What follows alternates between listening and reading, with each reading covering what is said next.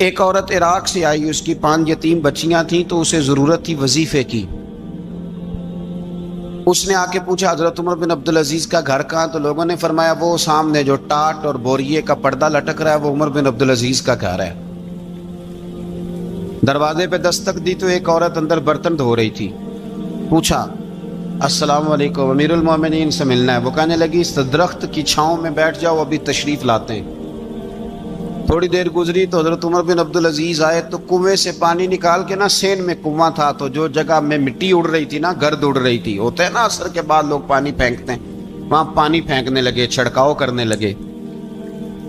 تو تھوڑی تھوڑی باتیں وہ خاتون آپ سے کرنے لگی تو وہ جو عورت آئی تھی نا، وہ کہنے لگی تم غلام سے باتیں کر رہی ہو، تمہیں پردہ کرنا چاہیے۔ وہ کہنے لگی یہ غلام نہیں، یہ میرے شوہر ہیں اور یہ امیر المومنین عمر بن عبدالعزیز ہیں۔ کہنے لگی یہ عمر بن عبدالعزیز ہے؟ کہا ہاں یہ عمر بن عبدالعزیز ہے۔ تو وہ خاتون حاضر ہوئی، کھجوریں اس کو دی گئی کھانے کے لیے۔ اس نے کہا حضور میری 5 یتیم بیٹیاں ہیں، مجھے وظیفہ چاہیے۔ جناب عمر بن عبدالعزیز نے ایک بیٹی کا نام پوچھا، ولدیت پوچھی، وظیفہ لکھا۔ عورت کہنے لگی اللہ تیرا شکر ہے میری بچی کا وظیفہ لگ گیا۔ دوسری کا نام پوچھا، ولدیت پوچھی، عمر پوچھی، وظیفہ لگایا، اللہ تیرا شکر ہے میری یتیم بچی کا وظیفہ۔ 4 بچیوں کے وظیفے عمر لکھتے رہے، خاتون اللہ کی حمد کرتی رہی۔ 5ویں کا لکھنے لگے تو کہنے لگی میں نے زمانہ بڑا دیکھا ہے پر عمر بن عبدالعزیز تیری طرح کا بندہ نہیں دیکھا۔ آپ فرمانے لگے اب میں 5ویں کا وظیفہ نہیں لکھتا، 4 کا وظیفہ جا کے گورنر سے منظور کرا لے اور 4 کو کہنا تھوڑا تھوڑا 5ویں کو بھی دے دے۔ حضور کیوں نہیں لکھتے؟ فرمایا جب تک تو حمد کے لائق رب کی حمد کر رہی تھی میں وظیفے لکھ رہا تھا، اب تو نے میری تعریفیں شروع کر دی۔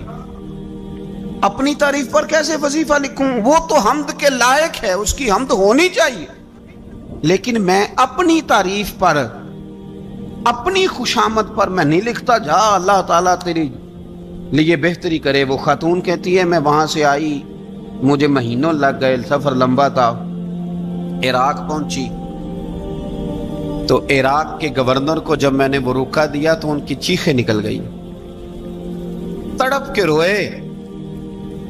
میں نے کہا کیا ہوا؟ کہنے لگی بی بی جس نیک آدمی نے تجھے یہ لکھ کے دیا تھا نا، چند دن ہوئے ان کا انتقال ہو گیا۔ عمر بن عبدالعزیز پردہ فرما گئے۔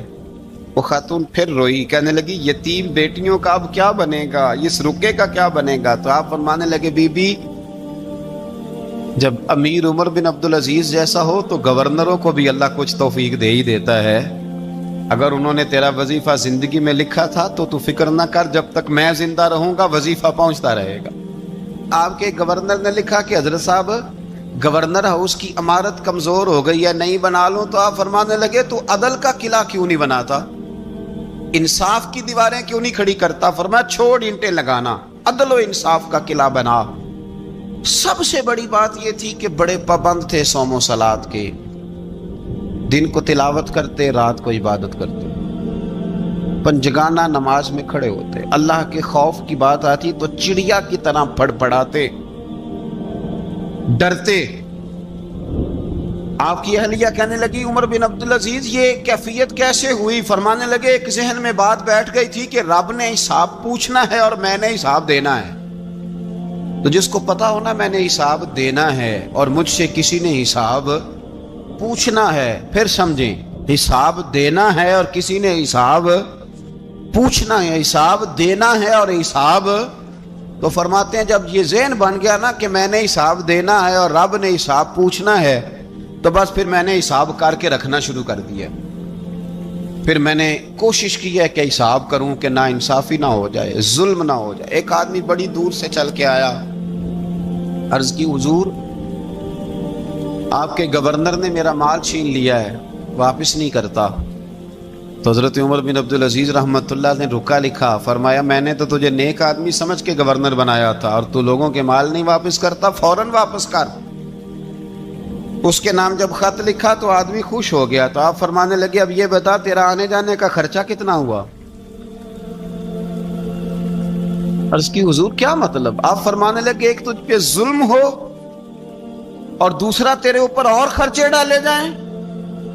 دیکھیں نا، ایک آدمی کی زمین پہ قبضہ ہو، پھر وہ وکیل کرے، پھر وہ گواہ اکٹھے کرتا پھرے، پھر وہ مسائل میں الجھ جائے۔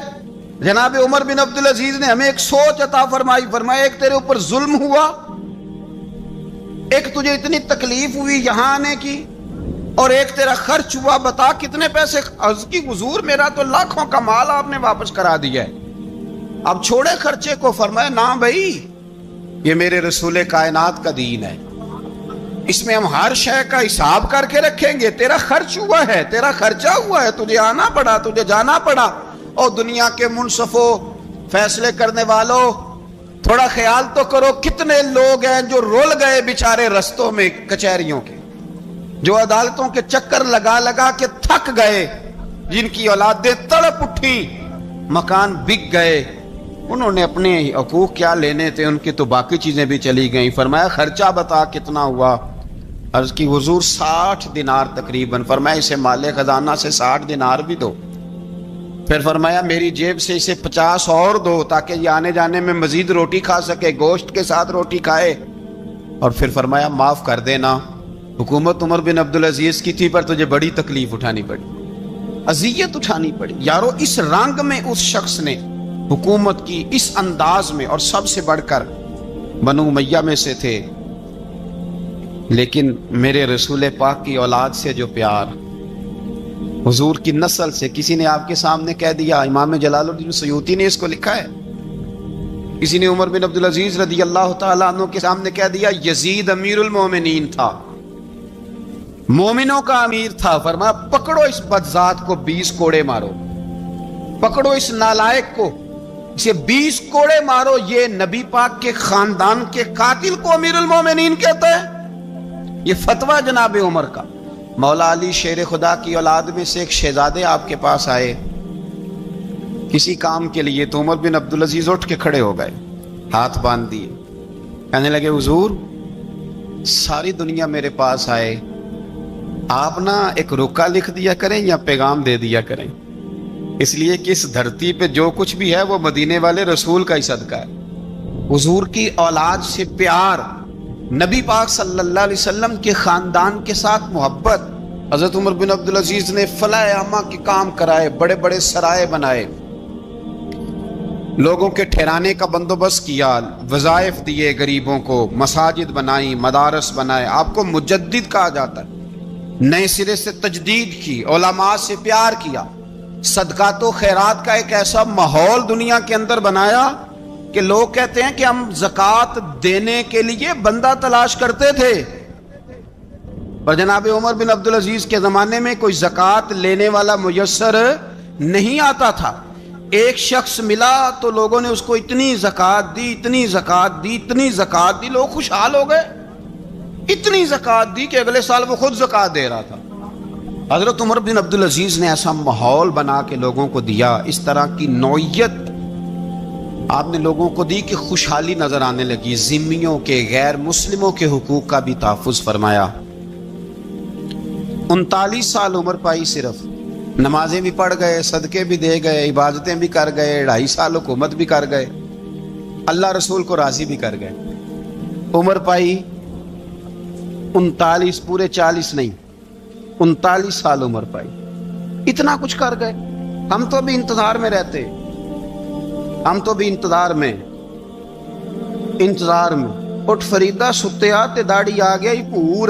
اٹھ فریدا، یہ ستیا کا مطلب بابا جی نے غفلت بیان کیا ہے، کہ مطلب یہ نہیں کہ سچی مچی سویا ہوا تھا، کہتے تو غافل ہے۔ اٹھ فریدا ستیا داڑھی آ گیا ہی پور، اور اگا نیڑے آ گیا ہی، پیچھا رہ گیا ہی دور۔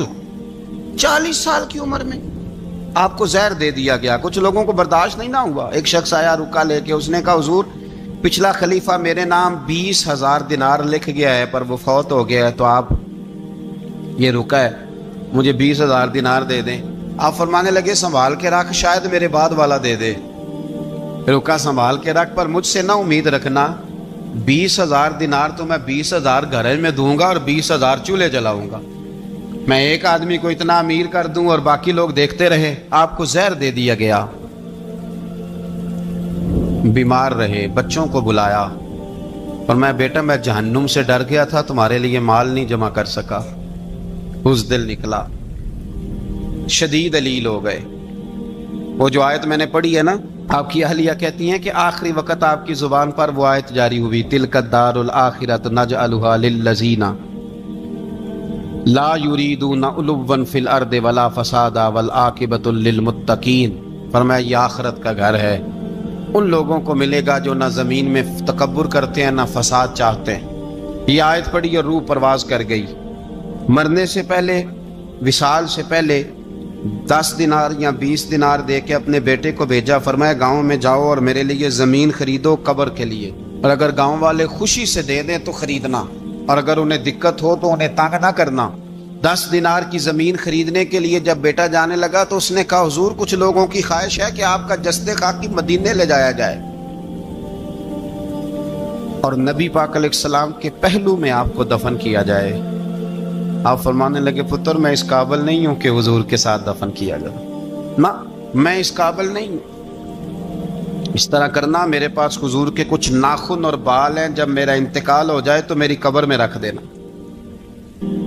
और फिर हजरत उमर बिन अब्दुल अजीज ने फरमाया, मुझे ना सस्ता कफन देना 2 दिनार का, इससे ज्यादा कफन ना देना, 2 दिनार का कफन।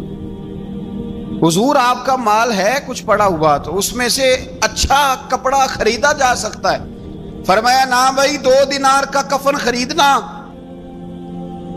हुजूर क्यों?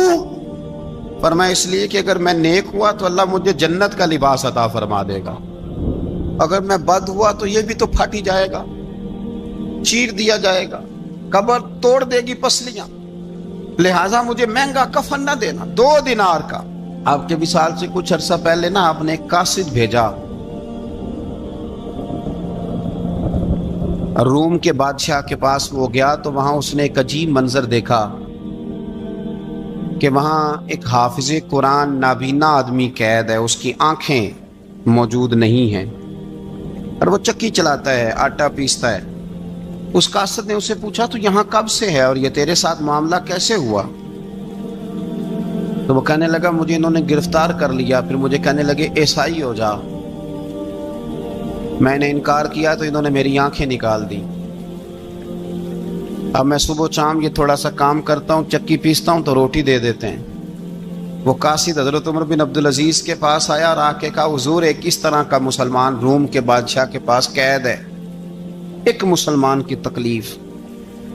हजरत उमर बिन अब्दुल अजीज ने जब सुना तो रो पड़े, और मैं वो कैद है और वहां कैद है और हम यहाँ आराम से बैठे हैं। फौरन रुका लिखा, कासिद से कहने लगे, वापस जा, रूम के बादशाह को जाके कह के उस नाबीना कैदी को फौरन आजाद करे, वरना मैं एक ऐसा लश्कर भेजूंगा कि इतना बड़ा लश्कर भेजूंगा कि उसका पहला आदमी तेरे पास होगा और आखिरी मेरे पास होगा, और तुझे फिर वो बंदा छोड़ना पड़ेगा। तो अभी छोड़ दे, मैं तुझे पैगाम दे रहा हूं। वो कासिद कहता है, जब मैं रुका लेके पहुंचा, जाहिर है बड़ा लंबा सफर होता था, आने जाने में महीनों भी लग जाते थे। कहते मैंने रुका दिया तो उसने पढ़ा, कहने लगा मेरी तरफ देख के, रुका मैंने पढ़ लिया है, उलमा को जानते हैं, ताजर ताजरों को जानते हैं, तो बादशाह भी बादशाहों को जानते हैं, और मैं तुम मुसलमान हो मैं नहीं हूं, पर इतनी तुम इस दरवेश की कदर करते हो, मैं तुम सबसे बढ़कर कदर करता हूं।